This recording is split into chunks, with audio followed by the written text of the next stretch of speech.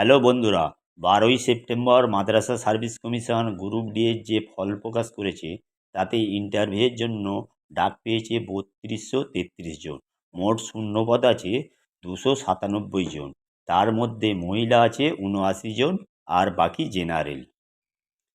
যে মাদ্রাসা কমিশন 14 বছর ধরে 24,577 জনের ফল প্রকাশ করতে পারল না, আর হাইকোর্টের ধাক্কা খেয়ে 10-12 দিনের মাথায় 73,978 জন ছাত্রছাত্রীর পরীক্ষা নিয়ে তার সাথে 2011 সালের 24,577 জন পরীক্ষার্থীর অর্থাৎ মোট 98,000 সামথিং ছাত্রছাত্রীর ফল প্রকাশ করল।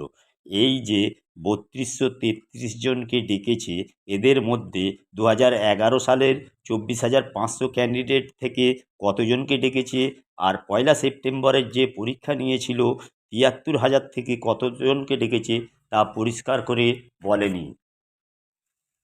ভারতের ইতিহাসে আজ পর্যন্ত 297টি পদের জন্য 3233 জনকে পার্সোনালিটি টেস্টের জন্য কখনো ডাকেনি, অর্থাৎ একটি পদের জন্য প্রায় 11 জনকে কমিশন ডেকেছে।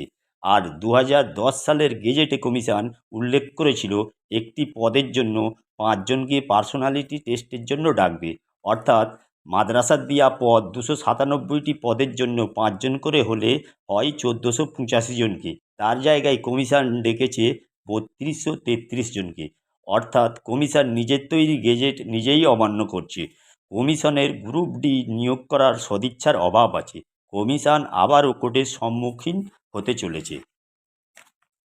24,000 পরীক্ষার্থীর কী হবে সেই ব্যাপারে কমিশন কিছু বলেনি।